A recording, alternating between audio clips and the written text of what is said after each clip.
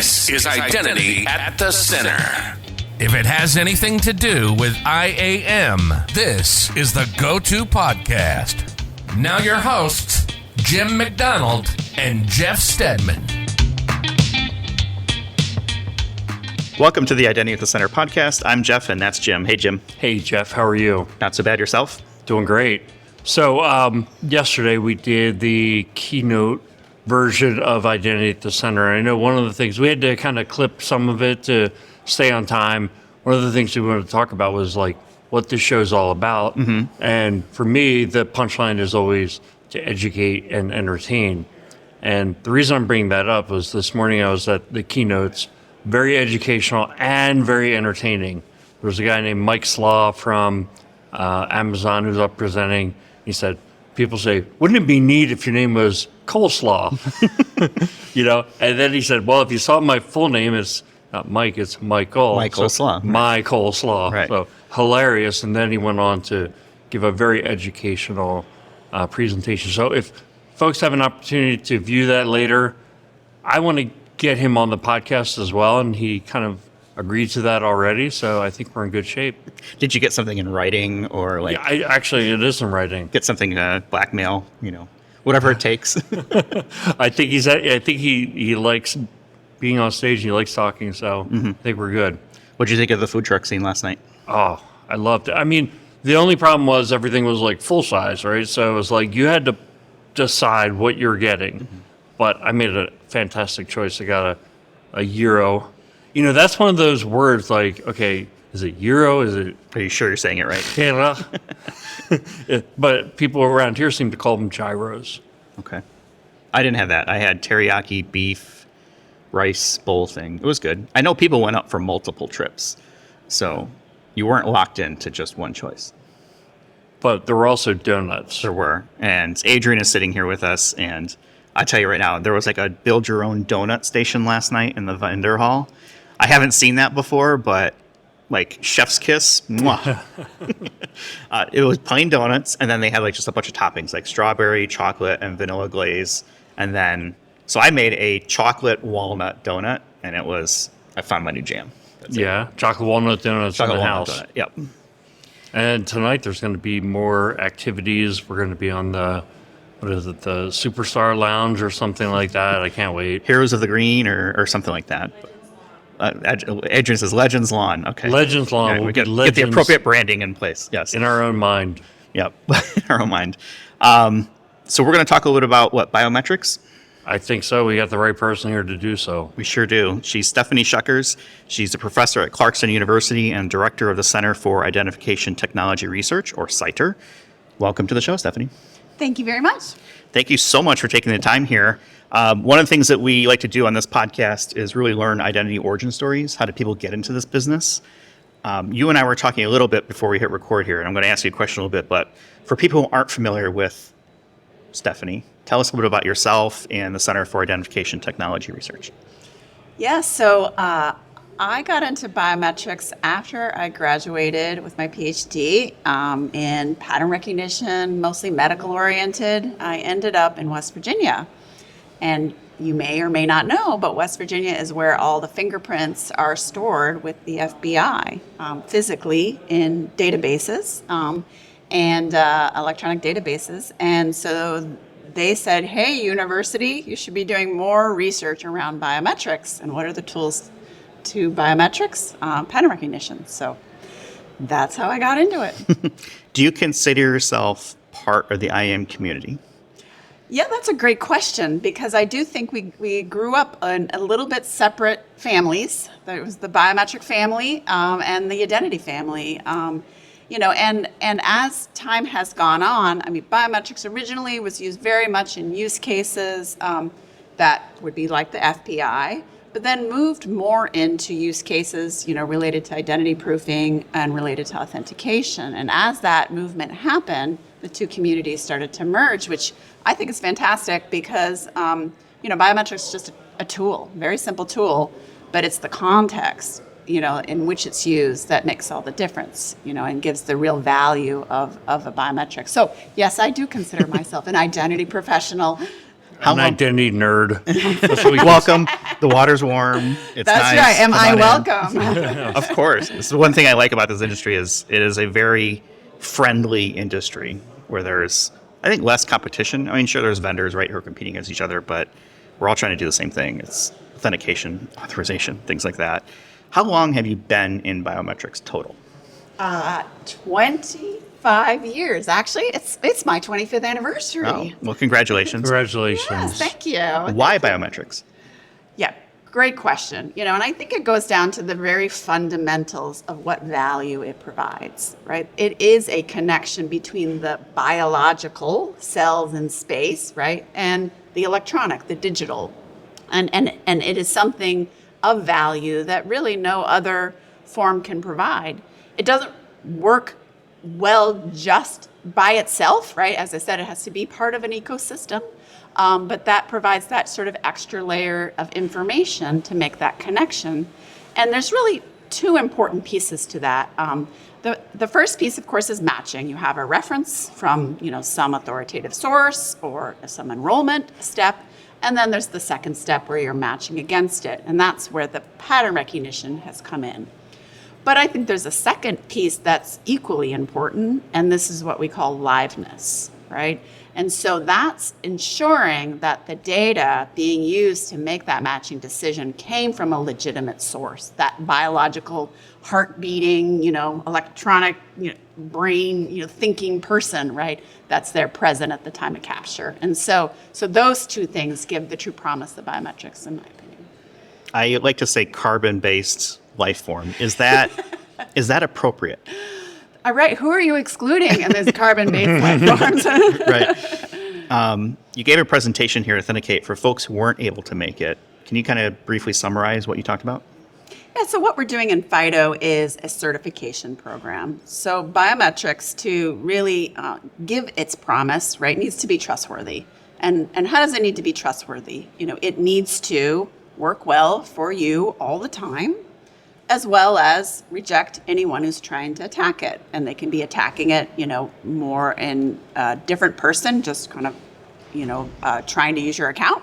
Or it could be as an attacker making a fake, right, biometric. And so this certification program, enables vendors to demonstrate how well their product works, and those that rely on those decisions can have confidence, both the relying parties as well as the consumers. So tell us a little bit more about this Center for Identification Technology Research. I'm just going to call it CiTeR because I think it's easier.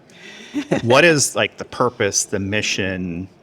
Take us behind the scenes. If I were to walk in, what's happening? Yeah, so we're a National Science Foundation Center. So that's the U.S. Funding agency for science. And we're in a program that's industry focused. So we're industry cooperative. And in our case, we also have government members.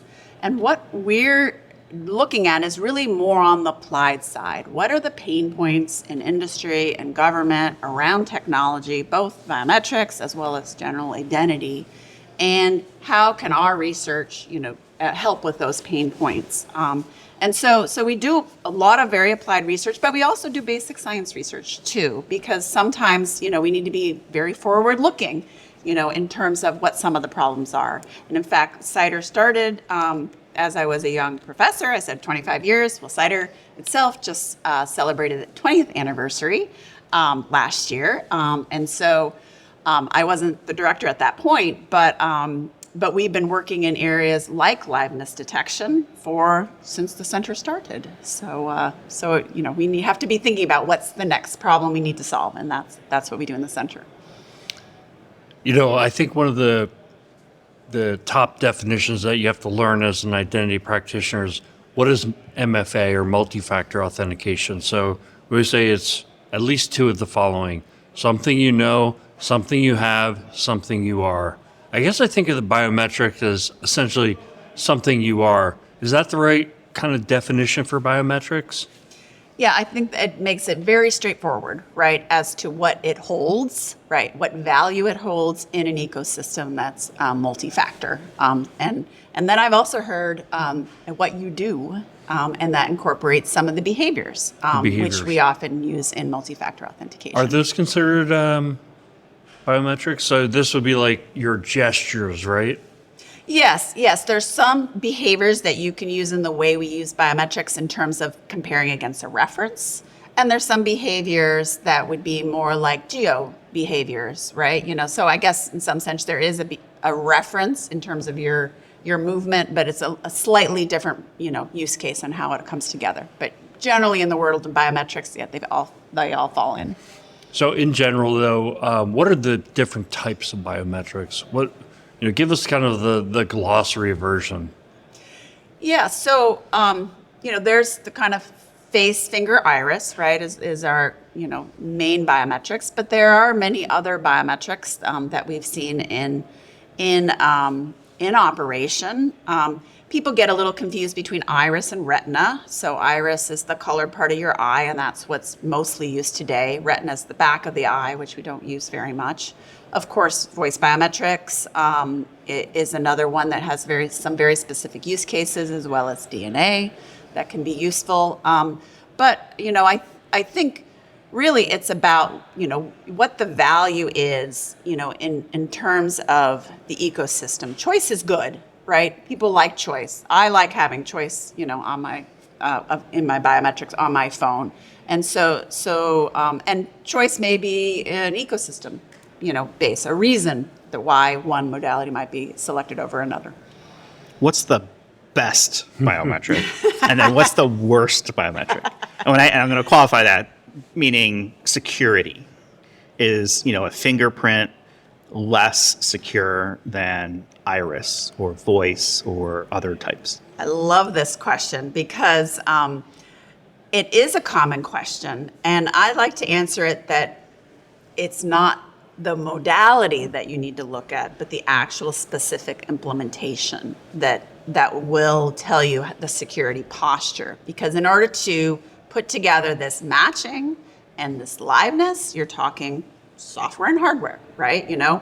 And one fingerprint system could be, much, much worse than, an iris system, and those two conflict just based on the underlying technology under the hood, which of course gets back to the value proposition of things like certification, right? That helps you, look at the product as to whether it's achieving what it's setting out to achieve. Is there a common mistake that you see for deployments of biometrics, where it's like, to your point, right? It's the not the modality, it's the implementation. Is there like a common thing that comes up where it's like, oh yeah, that should have been deployed a different way, and will certification help that? Yeah. Yes. So one of the things that, with all the attention on matching and matching performance, you lose sight of the front end, the actual capture of the biometric, because a good quality capture gives you good performance. But if you're only testing databases, you're not doing anything with capture, right? So capture, and that's that user experience, that we've been talking about in terms of, FIDO and passkeys. That same user experience applies to your biometric. And so if you can help the individual through your user interface to provide a better quality biometric, you're going to get a better experience. And that often gets ignored. And liveness plays a role in that, because liveness might, put a barrier up. Just think of like CAPTCHAs, right? They're a big pain, right? I stare at those things. Are you sure I you're a am robot? not good at them. So maybe you are a robot. Yes, exactly. That's what a robot would say. Yes. No, so something that was coming to mind as we were talking about this was how Apple, have the Face ID, work great. I think it worked great. Then all of a sudden, went into pandemic mode, all had masks covering our faces. Some places it was okay to pull your mask down, some other places not really. But they adjusted, right? All of a sudden, at some point, from my perspective, Face ID started working again. So what was that? Are there like dials that where you said, okay, we can get by with half of the face, or? Yeah. Yes, absolutely. So the algorithm that does the matching, works based on the data it's trained on. So if, people wearing masks was just not a common thing, there probably wasn't much representation of that in their training set. And so if you retrain your algorithm to really look at top half of the face rather than the whole face, maybe conditioned on the presence of a mask, you can achieve performance. And you may be asking, is it, going to perform not as well, right, if you have less information? And I would say there are use cases where that may make a big difference, but those use cases are searching very large databases. From the case of a one-to-one match on a phone, your device, I don't think there's a significant difference, from the point of view of security, if you have half face versus full face.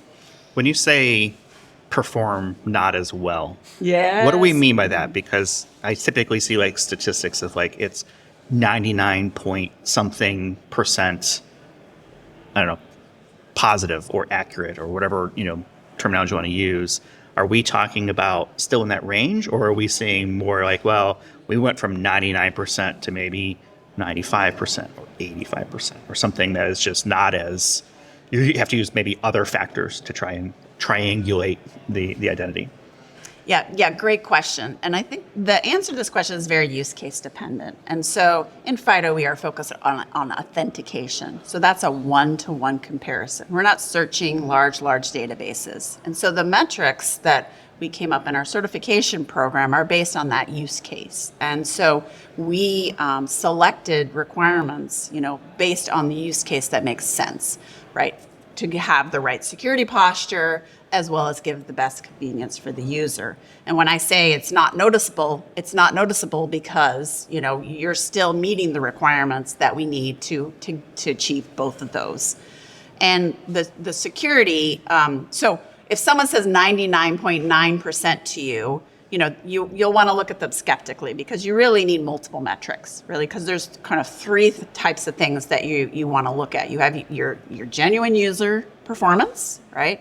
You've got your possibility, if I grab your phone and put it to my face, whether I would accidentally match. We call that the false accept rate. And then your last is kind of your vulnerability. If you're trying to hack it with if I took a photo of you and tried to get into your device with that photo. And so those are the things we're testing for, and we have metrics for each of them.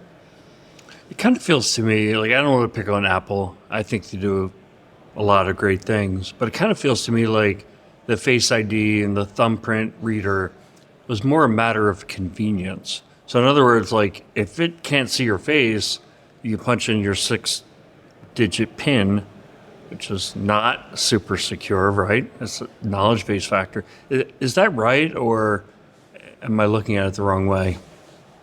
I would posit that, yes, it's convenient. We like that convenience, but that doesn't mean we're giving up security in order to get that convenience. And so I think, that usability, having that backup plan is certainly, I use my PIN every now and again because, my right hand's busy and my face isn't working. And so I type my PIN, right? We all have that experience, right? I hate when my face doesn't work. Well, whether you do it or not, the PIN is there. Exactly.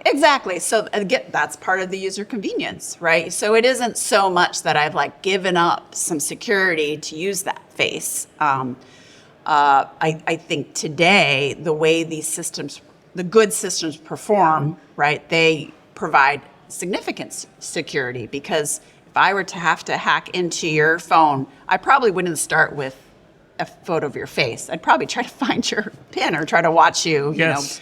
shoulder surf as or my try first your anniversary. My first go. And when did CiTeR start? That's right. So we've made progress. We really have made progress, right? Because biometrics were quite easy to spoof, 20 years ago. So when you went over the list of possible biometrics, one you mentioned was voice. I find it just like a use case that could be very usable, right? To when you call the help desk or you call a call center, matching your voice print to what it should be. But you don't see it as much as I think you would like to see it. Is that because it's inherently flawed? No, I think it's much more use case dependent. So, if I'm trying to log into my phone and I'm sitting in a conference, I'm not going to use my voice, right? It just wouldn't be convenient. So the use cases that do work great for voice are call centers, like you bring up. And, certainly you're seeing that adoption. In fact, I think on the keynote in the first day, they were talking about, what do they verify your identity with now when you call a call center, right? Your name, your address, your email address, your phone number, things that can be easily gathered about you. And so adding a voice does provide extra value, from the call center point of view. Of course, there are attacks on that too, so that's the spoofing side of the equation. So we do need to be aware of what's happening in AI and deep fake voices in terms of understanding that data. But I still think, compare where we are today, if we add voice, we've added, making the attack just that much more difficult. And when we're talking about major scale, every little increment makes a difference. Yeah. Now, Jeff, you rolled out voice biometrics in the past. Yeah. And was it pretty well received? I mean, what were your learnings from that? My learnings were I don't know much about biometric or voice biometrics when I rolled it out. So I learned a lot. I learned a lot of things around different transient characteristics of a voice. And it was effective. Did we get enough uptake on it? No, I don't think you ever get as many people as you want registered, but it did work. And this would have been 2009, maybe 2010, somewhere in that area. So I'm sure the technology has gotten better, but it did work. It just, for whatever reason, people just weren't comfortable, I think, calling into this. So what we had done is we set up an 800 number, and it was a call center type environment. And it was a way to call in and reset your passwords. Right. So you would say, at so-and-so, my voice is my password, which for whatever reason seems to be like the common enrollment phrase for every company. Can't think of anything else. Right, yeah. And so you would, you had to enroll with it. So that was the first step, right? Because you had to enroll with it, you immediately lost 100% of the population. It wasn't ever going to be 100%. Only some percentage was going to do that. You enroll, you register, and then from there, you had basically like a phone menu that would let you reset passwords. So it worked. It was okay. I think we struggled with adoption. I don't know if we were just too early, didn't incent users enough. We had multiple ways also to reset passwords. So more people gravitated towards knowledge-based authentication and going through like a web form, basically. Right. I liked the phone version because it could reset passwords that you couldn't get to if you couldn't get to the the internal internet site that will do the knowledge-based authentication. I mean, our industry is so fraught with now these basic phishing attacks to steal people's credentials or to get logged in as those people. A recent one in the headlines was the attacker called the help desk and got reset. Now, I would think that a voice verification would have been an ideal way to match that person. Had they not registered, they wanted to get in, and they're saying, I'm calling from very far away and I can't, there's no way then that you reset their credentials, right? Your manager has to speak to you and then call me. Now, I think sometimes help desks they're trying to meet these metrics, like keep your call short. Yeah. And so I don't want my call to Call take. type resolution, all that stuff. It definitely plays into it, but you cannot sacrifice security just because you're trying to get someone off in 2 minutes and 30 seconds. If it takes 2 minutes and 35 seconds and it's a more secure, you should be doing that. Yeah, or even if it takes an hour. Right. So, Stephanie, one other question or thing that comes to mind, especially with biometrics, I think is like privacy. How big of an issue is privacy when it comes to biometrics? Because I think a lot of them get stored on the local device. Then there's other biometrics that maybe get stored on a server somewhere. And can they be stolen and reused? Yeah, great question.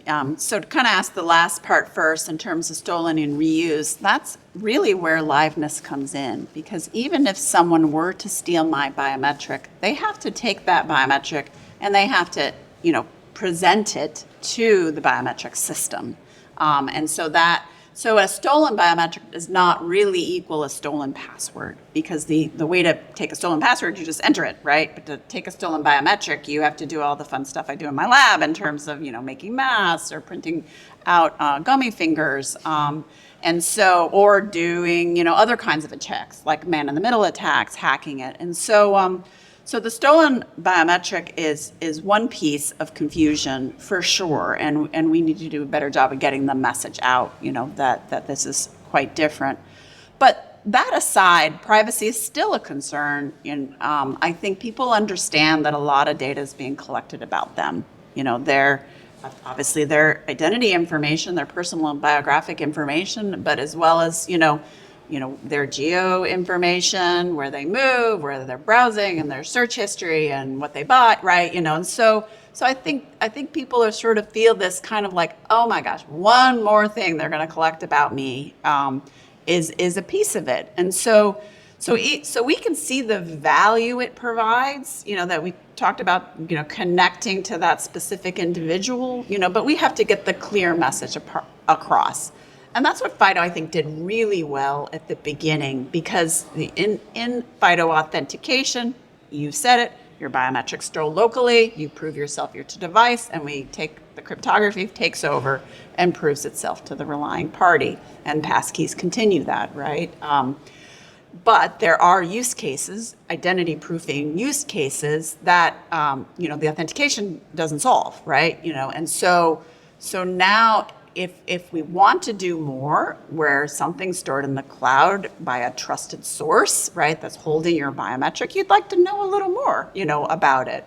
Think mobile driver's license that are coming down the pike, right? And so, and I think that the key to that is really about best practices and use cases, and really thinking about privacy just in the way we think about privacy for all our other personal data, and we're asking of individuals.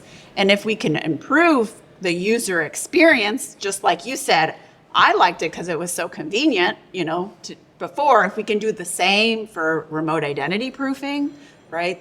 I like it because it's so convenient. Oh, by the way, I don't have to give you a bunch of 12 other pieces of information, right? Now I can bypass that because I have a reliable piece of information to make that remote identity proofing decision. There were a couple of product managers from Google presenting this morning at the keynote, and they do a lot of user research, right? So they have these folks that do the thing, and then they take a survey. And one of the things that they found, one of the metrics that drives them, is that people need to feel the system is as secure, more secure. It's just as important as actually being more secure, which we know it is, than passkeys over passwords. I know how to solve that. You just put a little image of a lock in the corner. Yeah, that's it. That's it. But I think on the privacy front, one of the reservations that people have is that, all right, you're looking at my picture. How long is it going to be until some database gets cracked and my picture's all over the internet? It's not going to happen, right? Well, maybe it could happen if someone did a really bad implementation. But how do you get that? How do we change people's perception of that? Yeah, I think it's a concern, and I think it goes back to the fundamentals of, even though it's stolen, it's not useful, right? I mean, already our face is quite, public, right? It's in databases, Every time you step out, there's a camera somewhere. Exactly. So, and Face ID is not breaking, right? Why is it not breaking, right? Because it's embedded into a good ecosystem in terms of how it works. As we roll out additional things, we have to think through these scenarios, and ensure it doesn't break just because that information might be public. Now, there's real legitimate concerns about scraping people's faces into large databases.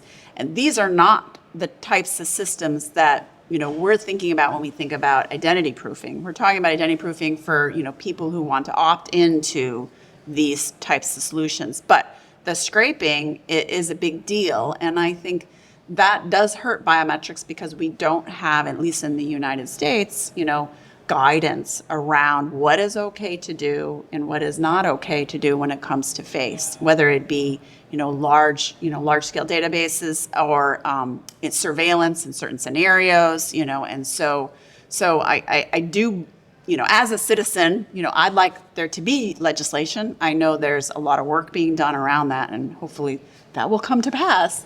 Yeah, I think sometimes we think, the privacy folks are the ones with the tinfoil hats, right? But I think it's, I don't know, I think it's very much a legitimate concern that there's kind of this dystopian future where you have no privacy. And just look at the example of, the cookies. So we had this law, you can't just put cookies on people's computer, they have to agree. Well, now it's like every website you go to, it's either allow cookies or don't use the website. Privacy policies on almost every site. It's like, okay, am I going to read this 20-page privacy policy for something I have to do? I want to buy a sweater. Do I want to read your 20-page privacy policy of what you're going to do with my data? I think people have a legitimate reason to think, all right, this is designed. Nobody reads that privacy policy, or let's say 99.9% of people never read it, and it might say, we can give your data, we can sell your data. Right, and there's guardrails, right? That's what we need, is guardrails. And there are some guardrails, GDPR, California, Illinois. There are examples of guardrails. The problem right now is that it's a very fragmented, set of guardrails around that. And I think we could be more specific when it comes to biometrics on what you can and can't do. But I think fundamentally, that's a piece that, will help with the value proposition, because in the end, we see the convenience, right? And so being clear how you're going to use the data to your customers, how long you're going to keep the data, who was going to have access to the data, how to see what data they have. All of these very classic privacy principles, need to be applied for every biometric system. Do you see bipartisan support for something like this? I think The you're, reason, you're asking the wrong and the lady. answer is no, right? Well, what I'm saying loaded here though question. is, and when I want to define bipartisan, what I mean is users and companies, not politics, because I can't imagine a fragmentation of rules, regulations, laws, whatever it be, is good for anybody. Right. I would rather, as a vendor in this space, if I had a product, know what my rules of engagement are versus, well, I have to do something different in California versus Illinois versus, I don't know, pick a state or a region or country, whatever it may be. I guess, why aren't we seeing more of a support for give us the rules? I know nobody wants more rules, but give us the rules so that we know how we should be creating these processes. Yeah, I mean, I think they're coming. It's natural that regulation lags technology. Technology, of course, That's crazy. Moves very quickly and only moving more quickly. So, but I think they're coming, and I think the industry, for the most part, is policing themselves or pre-anticipating, what's down the pike. And it's just, I think, where the issues come is some of these kind of edge cases, really kind of tarnish really the whole industry. And that's the part that, some full guardrails would be very helpful. Can we go behind the scenes of what actually happens with biometrics when someone says, or let's say, I'm using Face ID to log into my phone. What is actually happening? Pictures taken of my face and then it's matched up against something in some algorithm. Can you take us just behind what, maybe let's pick a couple use cases, face and fingerprint. Yeah. Yeah, so what you said is exactly right. I think where it goes a step further is related to liveness. And so a face, there's features within the face, right, that are captured. Now we use deep learning or AI as the algorithms that's trained to learn what are features to differentiate individuals. And then those are the features, that are compared and create a score, to make a decision. Liveness goes a step further and it says, okay, now I'm going to take some information from this, face, either, in a video stream, I may have extra sensors. If you think about Face ID, there's a near infrared camera, there's structured light shining on the face. It gets a 3D representation. It shines a specific pattern, for you.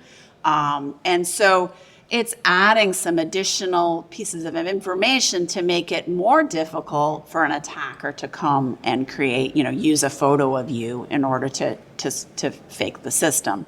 And so the systems are getting more complex.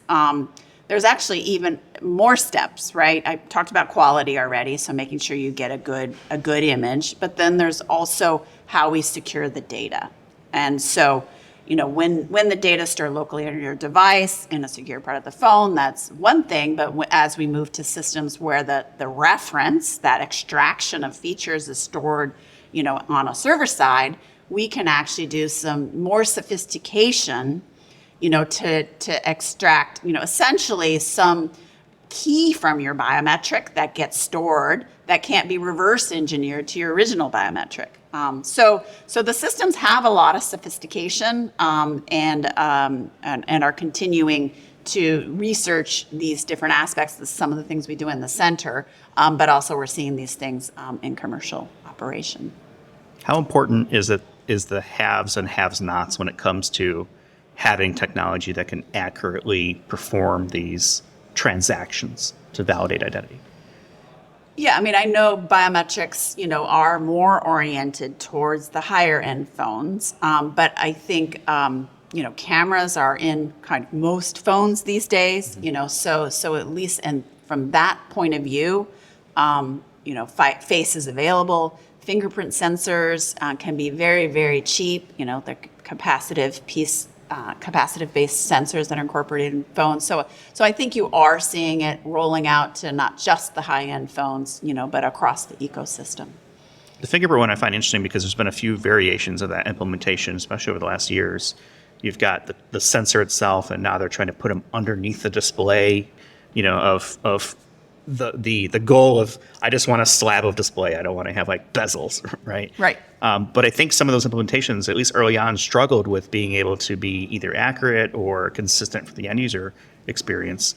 Do you have any experience in that area, or am I really nerding out here? No. Oh, let me nerd out.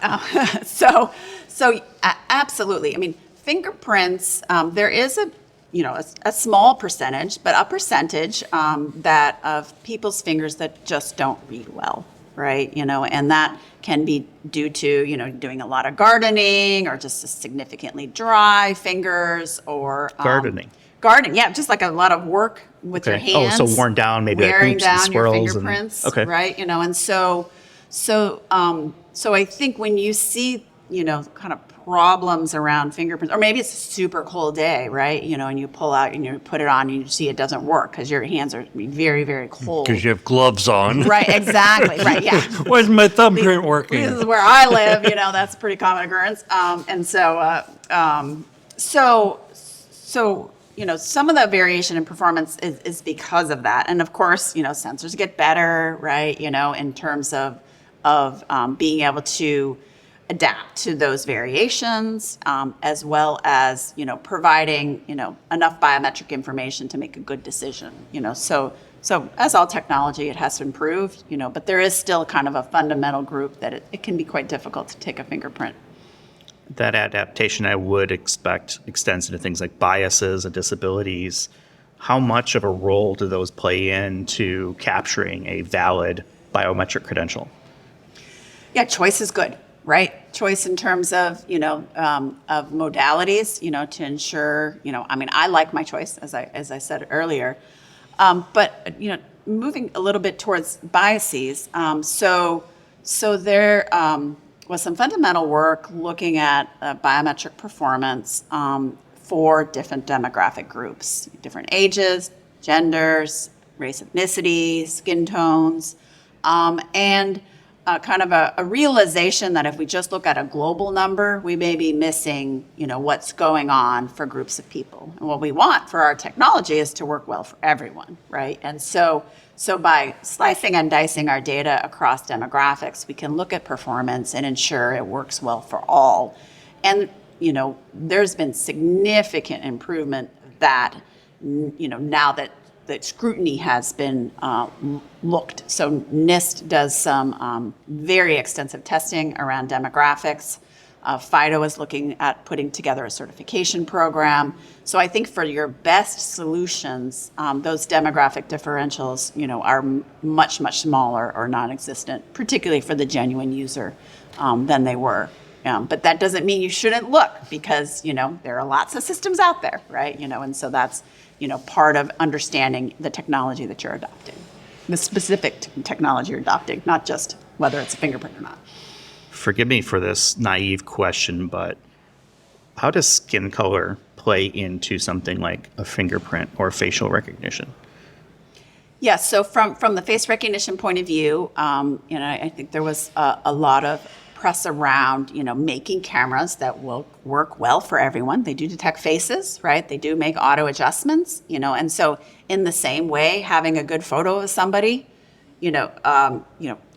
is good when you want to take photos, but also, being able to do a good biometric match means having a good photo, right, to begin with, right? And then if our algorithms are AI based on training data, if our training data isn't representative of, the population, then it isn't going to know what to do, right, when it sees faces it's really never seen before, and so that's about, having a representative training set. Is that more likely to lead to false negatives or false positives? Because it seems to me like not having that footprint, I guess, could lead to either one, but it's more likely to lead to a false negative. Because here's what I think in my head, right? I have no research to back this up. Yep. So I know you don't operate that way, but I do.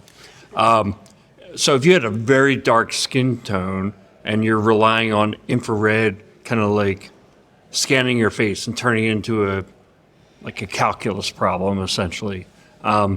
If what it's doing is measuring differences, maybe the camera just doesn't work well with very dark skin, for example.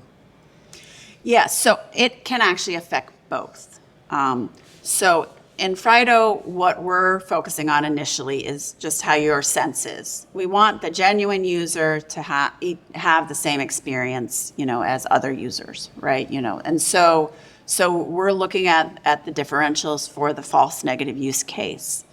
But you shouldn't bury your head in the sand to say, okay, so we only need to worry about false negatives, not false positives. So what are false positives? So false positives would be cases where, two different people just happen to match, or you're doing an attack, with a spoof. And so that's the thing we're going to look, is this kind of a second thing to look at, right? But you would want to know, right, if the false match rate, for one demographic was significantly higher than another. And that can happen if the system isn't trained well. Yeah, one thing I've noticed, so I have a beard for people who can't see that. Haven't met me before. And it doesn't seem to matter how long the beard is, right? And I've heard that if people got rhinoplasty or a facelift, the Face ID will still work. So it seems to me it's must be implementation specific, how much difference are you willing to accept from whatever's stored in the database? Yeah. Yes, exactly. There's a threshold, and there's a point at which it won't work, right? When you have alterations, and then you may need to re-enroll. So I had one last question. So the topic is around deep fakes. Yes. How are you thinking about deep fakes and how that could affect the biometric space in the future? Yeah, great question. So what deep fakes can do is they can take, say, a still photo of you that I might have as an attacker, and they can animate it, right? That's one of the things that deep fakes can do. And so if my biometric system and the way it operates requires some kind of motion, in the face, then that can be used to attack a system. It can be used in two ways. It can be used, like if you think of your Face ID on your phone, right, you can present that deepfake to the phone. Well, we all know that's probably not going to work on Face ID, right? Because Face ID is looking for a three-dimensional thing, and I've now just displayed a 2D deepfake, right? So probably won't be successful. That doesn't mean it won't be successful in other scenarios, right? But you can also take that deepfake, and bypass or inject as a replay attack. And so especially systems that are kind of widespread and people have easy access to, as an attacker to, create a virtual camera or some kind of way of bypassing. And in those cases, we still can use approaches like liveness, and we call them challenge response, to probe the system to see if there's truly a legitimate person there. And so if the deepfake creator can't pre-anticipate what challenge response is going to be present, then it makes it that much more difficult for them to mount the attack. So we are, many biometric systems have these kinds of solutions in them that not only do the liveness from physical masks, but also deepfake attacks. I feel like we're in this identity space where it's the finish line keeps moving, or the good enough line keeps moving, right? The attackers come up with an attack, the industry comes up with a barrier, the attackers figure out how to go and get that. Because I kind of think, okay, with deepfakes, that's a big hurdle to cross to get to somebody's account, but it would be worth it for certain accounts, I'm sure. But also now AI is coming and getting, just exponentially growing in terms of its capabilities. So maybe these kinds of attacks become more commonplace, so we are then forced to move that security line a bit further. But it seems to me like it's, it's moving, it's progressing on both sides as we go, and it will continue to do so. Yeah, absolutely. And that's why we want to pre-anticipate, right, the types of attacks that may happen and what the solutions may be. But, absolutely, it is sort of a race. An arms race, right? A race. A face race. That's right. When you say predetermine or pre-anticipate, what do you mean by that? Yeah, I guess I'm referencing in the research center, we're doing research thinking about, what is the next thing that we will need, right? And so, in terms of, liveness, quality assessment, securing templates, with non-invertible, right, templates, can't be reverse engineered, deepfake detection, right? These are the things that we're doing in the center, to help enable the industry, to, be in the position to adopt and provide it. There's a whole YouTube channel around CiTeR that does a whole bunch of videos around biometrics. We'll have a link in our show notes so people can check that out. And for my cheap friends out there, they're free. It's YouTube, yeah. Free education. You might have to watch some ads, but probably worth it at that point. Is there a certain type of deep fake that you're especially concerned about? Because I think for me, voice seems like the one that is easiest for an attacker to execute against. But I'm not sure if that's right or if there's something else that I should be thinking about. No, certainly I think that's the one that's risen up quickest, because when we think about it, we think, and I think you referenced this, it's how easy it is to mount the attack, which then will tell us how scalable the attack is, right? Because now it's not, now we do have to target somebody, right? So we have to make a decision, right? We have to go find their voice sample, in this case, and we have to train a system, right? So we are still we're at the targeted phase, and so it does take it kind of one step more. However,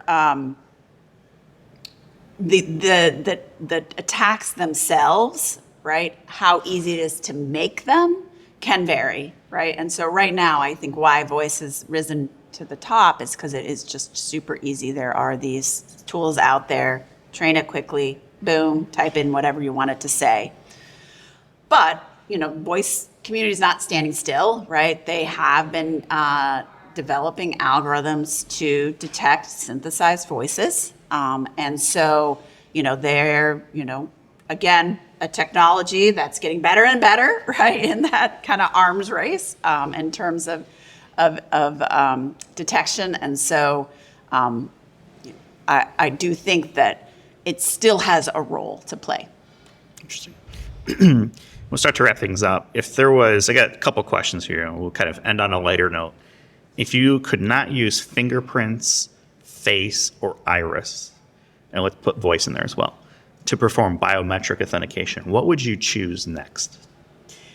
Yes, so one biometric technology that has been around actually for a while, but I think is very useful is vein recognition. And so I've seen both palm vein recognition and finger vein recognition. And you do need a specialized technology, so it's not like face where cameras are kind of ubiquitous. You do need kind of an extra level of technology, but we've seen vein recognition. Amazon One would be an example that incorporates vein recognition, as well as other companies have vein recognition. And so, yeah, if I were given a choice, I'd want my vein scanner. Vein recognition. I never even heard of that. So the Amazon basically no pay, or grab your stuff and walk out the door. Slap of the thing. Yep. I know there's wrist and there's also palm vein recognition. I would think after we just went through with COVID that people would be very hesitant of slapping their hand on a device that a lot of other people are slapping their hand on. And they're non-contact. Yeah. You don't have to touch. Oh, you just put it right over it. Okay, interesting. Okay, I learned something. Yeah. We were talking before we hit record, and you started to mention something about the dead finger problem. And I said, nope, save it. I don't want anything about it. Tell me about the dead finger problem. Well, it connects to everything we talked about. So, like, back to my origin story, in terms of biometrics and thinking about what to research. And, one of the companies said to me, well, can you solve the dead finger problem? Which is essentially the idea is that someone's going to cut off someone's finger and use that, on a fingerprint system. Luckily, that doomsday scenario that person who suggested it, hasn't come to fruition, though I do know of some actual use cases where that's happened, but it's probably more likely they'll steal the fingerprint and create a replica, made of some material. And so that's kind of what kicked me into the business. And we've been doing spoofing ever since. But not so many cases where we're cutting off fingers to test that. So Does it work or does it not work? Does it depend on the reader? Does it? yeah, a fingerprint can be scanned even if it's dead. And in fact, that is a way to identify someone. And so then the question is the solution that rejects those fake, biometrics also rejecting dead? And that's use case dependent, whether you think that's a major attack vector for your system as to whether it would reject it. And I'm the one who brings up the negative stuff. Okay. Morbid fascination around it. Let's straighten I out. got another question I want to ask. Is there a way to determine a live finger versus a dead finger? Using just the finger. Absolutely, there is a way. Electrical impulses or something? Right, yes. Well, so if you go to the doctor's office and they shine that, little red light, there's actually a second light, a near infrared light, and that's looking at blood flow. So there are scanners that, do use multiple wavelengths of light and collect a lot of information, about the finger, on the surface and within. Ultrasound scanners, ultrasound fingerprint scanners have an array of ultrasound. So there is the potential to legitimately determine whether it's a live or dead finger. So I thought for sure you were going to say, like, smell. 'Cause I've heard about this. So what does it go on, like breath smell or body odor or, and what if you had garlic for dinner the night before? I know these are silly questions, but. well, I mean, dogs can trace scents, right, and follow scents. So there isn't silliness there. I would say that, that we've done a little bit of a look on that one. That's an out there research problem. So, Gotcha. so we'll keep working on and get back to you All on that right, one. yeah. Love to have you back on when that one's solved. All right. All right, we'll go ahead and wrap things up. Stephanie, thank you so much for being part of this conversation. Learned a lot. Hopefully you enjoyed your time. We'll come back when we have smell-o-vision or something available for us to use. You can find us on the web, idacpodcast.com, Twitter at idacpodcast, Mastodon at idacpodcast, at infosec.exchange. We'll have links for people to connect with us on LinkedIn, including Stephanie, Jim, and myself. Also a link to the YouTube channel that I referenced for CiTeR, so you can learn more about biometrics from there. Any final thoughts before we wrap it up? I'm happy to be here and happy to answer questions. And, please reach out to me. Thank you very much. Thanks, Stephanie. Jim, anything for you? Hey, same here. I'm on LinkedIn. You're on LinkedIn. Connect with us, and let's keep the conversation going. Yep. All right. We'll leave it there. Thanks, everyone, for listening, and we'll talk with everyone in the next one. You've been listening to Identity at the Center. We hope you've enjoyed the show. Make sure to like, rate, and review. And we'll be back soon. But in the meantime, hit the website at identityatthecenter.com and find us on Twitter at IDAC Podcast. See you next time on Identity at the Center.